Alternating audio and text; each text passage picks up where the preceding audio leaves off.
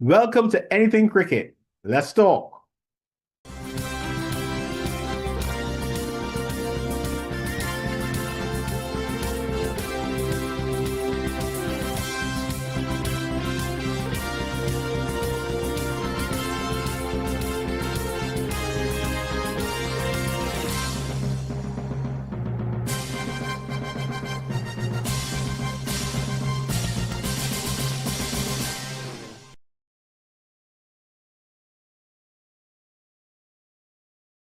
Today, I finally caught up with Jomel Warrican, the newly selected vice captain of the West Indies team, just before he was about to head out to captain the West Indies A team against South Africa.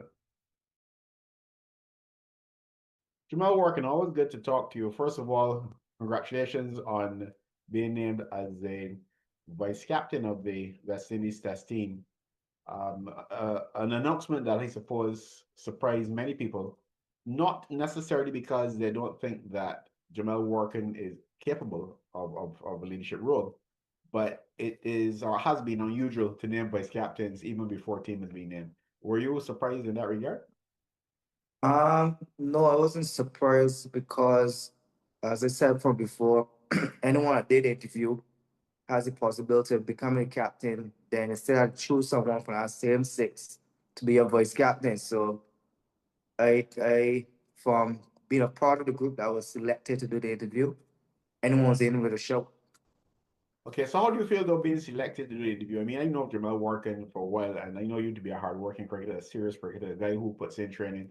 You don't wait for anybody to tell you do this or do that. You know what needs to be done, and you Because I I strongly believe that as a person who has been in and out of the team for a while and as a spinner as well, I don't think we in the Caribbean has put a lot of respect on the word or the craft as of being a spinner, especially as being a spinner. So when I was shortlisted, it came as a shock to me, but knowing my capability of what I've brought to the team, what I'm in or out of the team, in terms of talking in the meetings or talking on the field or being a part of planning when the team has those type of meeting. I was, yes, I was surprised, but I didn't think that me feeding all this information before this time came around that it will have an impact on me being shortlisted. okay. Well, before we get into your plans for the captain's, yeah, well, vice captaincy, I should say, um, you've got another major assignment even before that. That's leading the A team against South Africa, and you're setting off to do that in a short while. So, what are your thoughts as you start on that mission, having not led a first class team before, but of course having experience with the Empire Club and in the BIM 10 competition? For me, cricket don't change, and once you're on a cricket field, thinking captain, whether they have a captain or you're not the captain, if you're on the cricket field, you can't think for yourself or help the captain think. That means you're not aware or you're not into the game. So going tomorrow as my first game as captain and first class game for me is not a big deal. It's not major because I ain't there say oh I'm gonna think you still have to go and play cricket and nothing don't change just like the leader know. And you gotta set a good example. And there always be people around to help. So when I wasn't captain, there was people around to help. And so yeah, there's something natural about that. The people I'm playing with, the same guys I've been playing with for a while, so I know they'll be willing to help me as well. So I'm not worried or overthinking or thinking too much about it, if I'm being quite honest. Tell me though, it's a new role, and therefore any new situation you're in, there's a potential for areas that you're not accustomed to and some uncertainty. Do you feel any additional pressure as a bowler now to maintain your place or to have to keep performing? You know, you've had a situation before where a vice captain may have lost his place in the team, in fact, as recently as Pakistan, and you were there. Um, how much pressure, if any, do you feel going into this whole assignment, both in terms of the 18 game, that you have to perform in the 18 to justify something? What's going through your mind where that's concerned? No, it's just a tell for cricket don't change. You have to do basic, which is perform, do your skill to the best of your ability, contribute to the team, and help your team to win or even draw a game if possible. So once you continue doing the right things or think about your performances, everything will take care of itself. You can't go into a game think about you as vice captain or captain for this game. So you gotta do this, you gotta do that. No, you gotta continue doing the basic. It's just a cricket game. And any day once you accustomed to the things that I have been doing for the last couple of years, it will take care of itself. Interesting that you mentioned they've been doing things for the last couple of years because those of us who follow the game closely would recognize that Jomel Warrican has been, as you yourself said, in and out to the side. But I find that whenever you get the opportunity, you make a difference. Why is that? How are you able to achieve that? Most people who are on the outside looking in and just get the odd opportunity, very often, it ends up not so good because maybe the The pressure, pressure. yeah. Yeah. So funny enough, I post something about pressure in my status yesterday. Um, Pressure either make you or break you. Which one do you want to be, basically? You know. And I believe in grabbing moments in life, opportunities. So seeing how my career path has been so far, my mind and my mental capability have programmed me that whenever opportunity present itself, it may not happen again, so you gotta grab it. So you always gotta see it as your last opportunity to play again. So enjoy it, yes, but you must leave it a result. You must leave it a good performance so that if anything happen, you have done your part.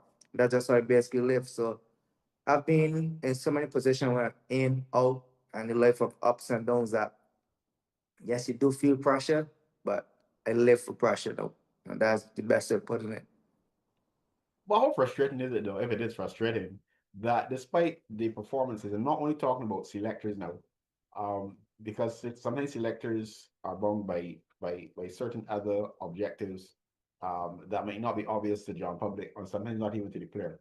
But how frustrating is it that despite all that you've done, you went to Bangladesh when you were expected not to do well because a number of key players were missing, and you put a big performance there. As recently as Pakistan, you put in a massive performance there and outbowled even the Pakistani bowlers on their home turf, pitches prepared for them.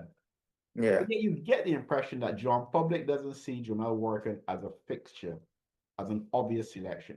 Do you find that frustrating in any way?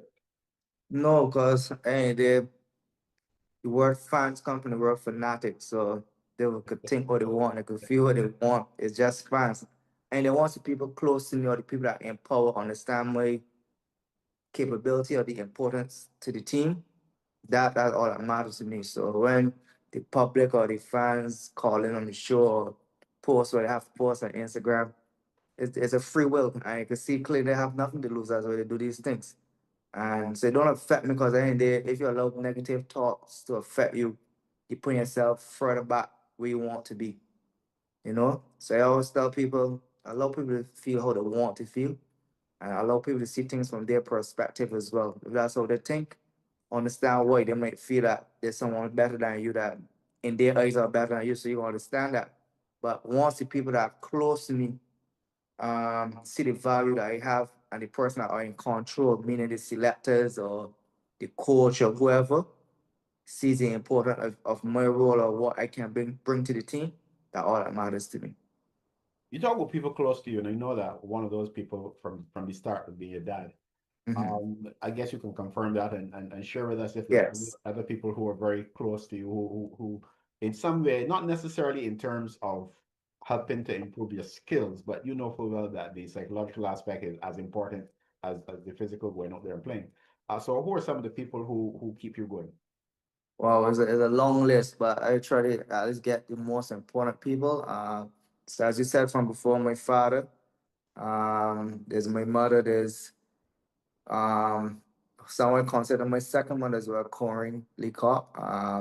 There's my fiance, Shalise.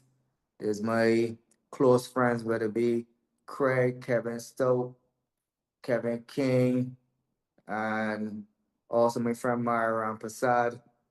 Then the list goes on. Even My coach Ryan Hines, and there's also my friend Antonio Aline, who owns the batting lab. So Jamal Smith. So once I have these positive people around me, and even when I need pulling up, and they don't want to tell me the truth, well, this is the reality of everything. I can live with that. So these are the important people in my cricketing career that means a lot, or in my life that means a lot to me. Where does the club, generally speaking, I know some of those people are members of the club, but the club as an entity in itself, where does that fit into the to Jomel Warrican's situation? Well, Empire and Combermere is my foundation course. This is the foundation to who I am, or where what I have achieved so far, and the direction I'm going. They tailored my personality, the player I am. So it's very, very, very important to me, especially now that I've left school and went to Empire. This is basically my institution until I probably done playing cricket. I'll be there 24/7, and just is one big family. The encouragement I got from the girls from Empire, from every member of Empire, when I got the vice captaincy, it just shows that the people that out there who were negative to me meant nothing to me. They overpowered everything. And the encouragement that I've been getting from my club members or whoever from Empire, even people who just passing through for food, who are not club members and they see me, it's almost like they become part of the family as well. So Empire is a very important institution to me in terms of one, environment where I can relax and feel loved, an environment where I could share knowledge as well, an environment where I could grow in as well, because there's a lot of seniors there that you can learn from. So it's just a special place to be.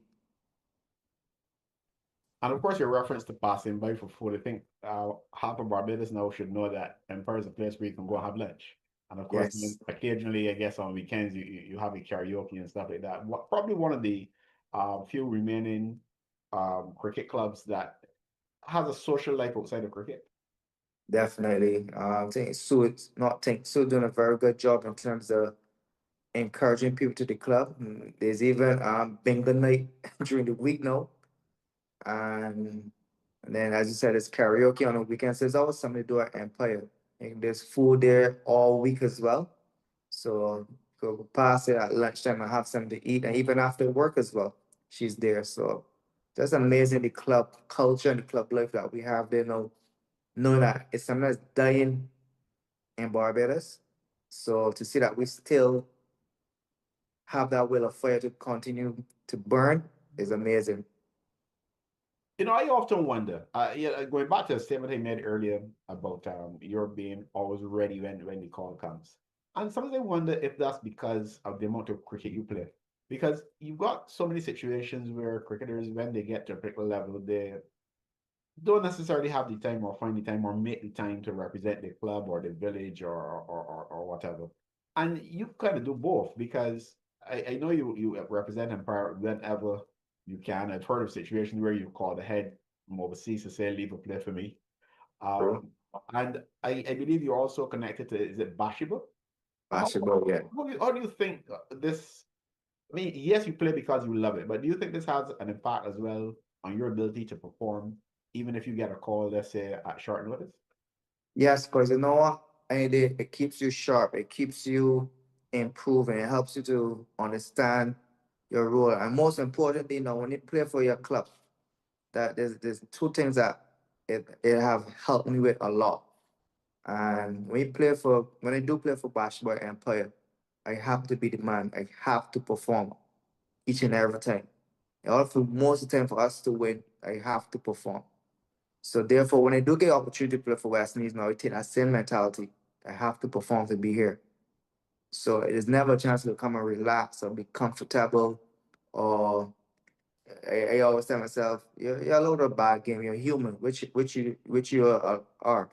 You have to remember there will be bad games as well, but you want that 85% of the time that you're having a good game. Now, if you do have a bad game, let it be at least 50% that it's not that terrible. So because I play so much cricket, You and I said know that 15%, I hope. 50-50. Okay, okay. So if you have a bad game, you don't want it to be so bad that it gone past, it go way below 50%. You want Oh, at least okay, be I at got you. 50, yeah, percent at least, so you'd have a little bit of contribution that it could benefit your team. So as I was saying, playing for Empire and Bathsheba or whoever you play for, I know that the reason I'm playing is to help them win, and I have to be the man to win. So when they play for Westerns as well, when they get caught up at the last minute or a unexpected call or I just in the squad, I take that same mentality. So Jomel, instead of you having to win the game here for Empire or Bathsheba, you have to win a game for West Indies. Have to, you just have to. So it's just something that has me embedded in me mentally. So it makes it a lot easier to grab opportunities when it present itself because I have that mentality. But what's the Bashwood? Give us a bit of the background on the Bashwood. I think we all know those of us who follow cricket. You know, you said you left school and you went to Empire. What's the Mhm. Bashwood connection? So one of our groundsmen from Cumbermere was from Bathsheba, Stuart. And he always said, look, come and play for Bathsheba when you're not playing on a Sunday, T20s. And it was myself, Shem, and Chad at the time. We used to play for basketball, and since then I never stopped from school days. So even though BCL now they have numbers and name in the back of the shirt, and I had to send them my number today for in my basketball group chat. Although I'm not gonna be here, Uh-huh. I had to send it in. Cause T20 is starting back very soon. We actually beat Shannon on Sunday for basketball. Well, there's a friend of mine who is not gonna be happy with that. Maybe that's why I Yeah, haven't heard him since Sunday because he told me on Sunday he had to play a game, and yeah. he never told me the result. No, you understand why? Yes, yes, yes, yes, Yeah. yes. Yeah, so the Bashford connection, the Empire connection, all those the building blocks, so to speak, and Yeah. you keep connected to them and it energizes you I'm just pretty much sharing how I read what you've been saying. So Mhm. let me move forward now to the big occasion. Um, you obviously have everything in place in terms of the process of getting to this phase. And Yes. now you enter this series against Australia and you've been named vice captain. How do you see your role as part of that leadership group? Um, my role is for me is supporting Rosman first, the captain. Being someone he could lean on, and also not just Roston as well, the team. Sharing information, sharing knowledge, having the understanding that the ups and downs and how we could deal with it as a team, and also just continue to perform so that any day you don't feel like you're just there because of a title. That's very important. So my first objective is one, make sure that Roston is comfortable as a leader. Make sure he know that he can lean on me and vice versa as well. And just help build a culture of we want it, we need it, we're gonna work hard, and we can find a way to achieve better results as a team. Any you hear about sibling rivalry. Now you guys went to the same school, you play for the same club. Any rivalry between you guys? You're both excellent spinners. I don't know if you would want to fly into Rawson's face as a batter. But Nah, for me, there never been no rivalry between us. Me and Ross have been playing, as you said, from Commonwealth up till now. Um, he's a special all rounder, and any day if Roston does well, it contribute to the team. And if I do well, it contribute to the team. So it's just about we find out the right mechanism, the right way for us to help the team perform the best ability. And there's never, ever rivalry there, man. For me, it's just about friendship and having fun on the field and enjoying each other's company and success. going back to Pakistan, and you must, I would imagine, sorry, you reflect on that from time to time, and especially now as you move into a new series. To what extent has that boosted your confidence? I mean, what you did in Pakistan was amazing, no doubt about that. Yeah, I've really, as you know, I'm a stats man. So one has bothered me for my international career. I think my first interview, I told you, if given opportunity, I know I have the capability to match my first class stats or have the opportunity to perform. Might not be as good as my first class stat, but I'll have my stats will look a certain way once I get opportunity to play for a long period of time or a proper run. Because I believe you should take care of your stats. Your stats should look a certain way that when you look at it, there's something to be proud about. So something that was bothering me is that I think I had 6 4s and no 5s in test cricket. I only played 19 tests over a 10-year period, but was bothering me is like I got so much first class 5s, but no 5s in test cricket. So yes, I'm very proud that I had a extremely good performance, but when I got that first 5er, uh, it just a weight have been lifted off my shoulder. And I can now look at my stats and see, well, yes, there's a 5er there now. Because there's so many people have played probably 1 2 3 4. At least I had a 5er sometimes. I was like, I don't have one yet. No matter how close they get, 4. And it bothered me, it was bothering me, it was bothering me. So for me, yes, I'm extremely happy with my performance in Pakistan. But that first 5er meant something here to me. So I think that's the biggest thing that I took out of it. And I cherish my performance, but I cherish that first 5er more than anything else. Have you set yourself any specific goals? I mean, you've outlined how you plan to be supportive of the captain and you're somebody you can lean on and you share Mhm. all that and certainly I'm with you on all that. I understand that clearly. But you did say you're the stats man. Did you challenge yourself in terms of any goals, statistically speaking, or otherwise in this upcoming series? Um, I keep it very simple. One, you're gonna start conditions, so therefore I know playing in Barbados and Grenada and Jamaica, probably Jamaica may be the only condition that suit me a bit. So um, and but that's a day night game as well. So I keep it very simple. I got average 4 wickets per game in these conditions. I doing my job, and then also the bat. I just want to contribute as much as possible again, and so that's how I see it. That's how I basically see it. You said Jamaica conditions may be good for you. Yeah, I find Why not Jamaica. Barbados? Pardon? Why not Barbados, for example? Why not well? Bars normally be more bouncy and pace friendly. Hmm. Kensington, especially with grass on the wicket, it favors the fast bowling a lot, a lot, a lot. I remember a time, um, Moeen Ali was here 2018 for the test series. And he's like, "This is your home ground, right?" I said, "Yes." He said, like, "How do you how do you play here?" that was a remark to me. How is this your home ground? Why don't you find another country to play for? And that made me laugh. But I guess because I'm from here, I get accustomed to the condition and utilize it to best of my ability. So what he found challenging about it, the too much. Um, You would think that the spinner would enjoy the bounce as well. well, it depends. If we a spinner, you don't really enjoy bunks when you want to get guys LB or bowl down. If you're bowling for a back pad, it may not happen too often, but you could hit the pass a lot often or look to ball on someone often. So you got a balance, but if the ball's not turning, Uh-huh. that's be the issue. Cancel don't really turn like that.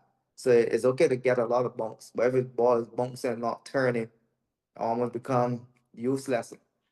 So only challenge he had was the wind and the fact the ball was not turning as well. Okay.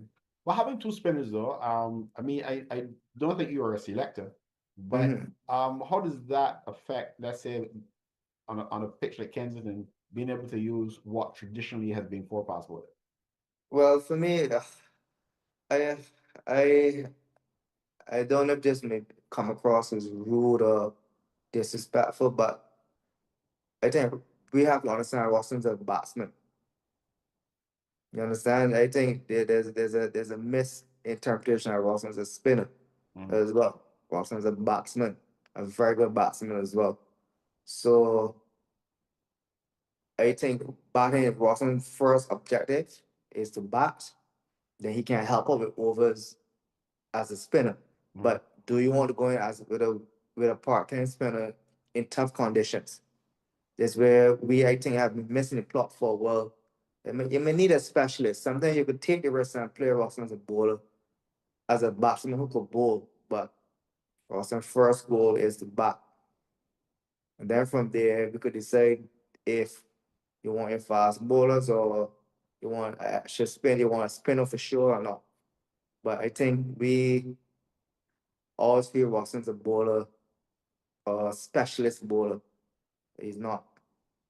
So how do you and this is something that is always an interesting debate. In terms of a specialist bowler as opposed to a part-time bowler, how do you see As how do look you at separate the two? the stats. Oh, okay, okay. Simple as that. Stats. Fair enough. There's no way to come and say could compete with Watson batting stats. Mhm. No way. It's Like, interesting you mentioned batting because before I let you run off to catch that play, I just mhm. wanted to introduce the aspect of your batting because we've grown accustomed even sometimes with some amusement to your reverse sweep, and it's certainly from the local level, domestic level up, we know your Mhm. contributions with the bat. In fact, I find you're moving further and further up the Empire batting order. And Yeah, you well, contributed with the bat for both Barbados and West Indies. How seriously do you take your batting and where do you want to go with it? How do you want to be eventually seen as a full all-rounder or how seriously do you take it? that's the direction I'm looking to go here now. You always look to improve and add value to yourself. By adding value to yourself, you add value to the team.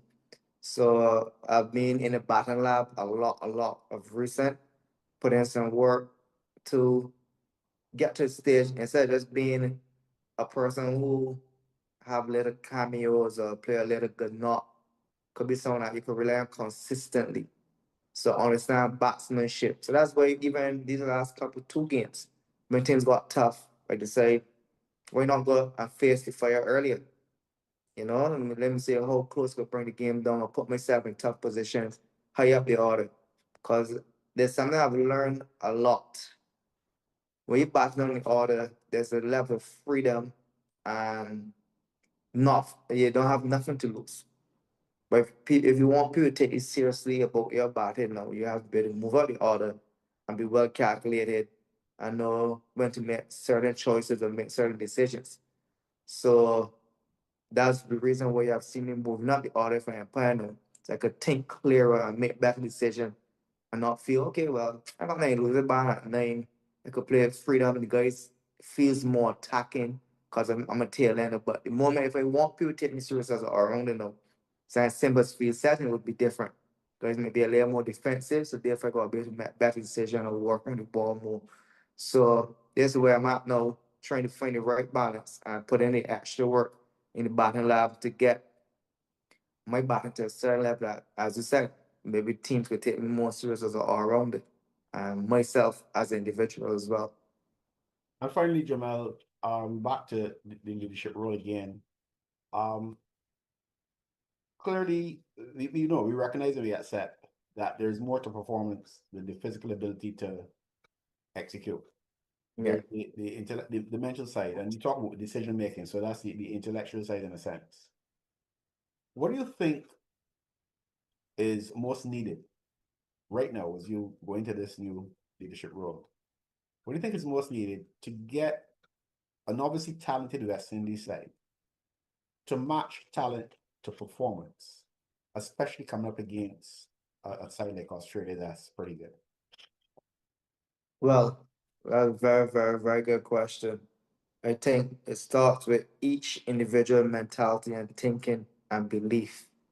One, in terms of mentality, have a winning and positive mentality. Like, can't get caught up with opposition. You gotta say, if there's your opposition, we're just as good as them.